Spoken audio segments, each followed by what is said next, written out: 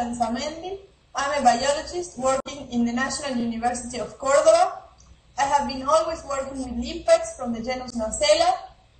These limpets are distributed in Antarctic and subantarctic waters, including the Magellanic province at the southern tip of South America. My poster is about a phylogenetic study that shows different evolutionary histories in two sympatric limpets, so I hope you come and see it. Thank you.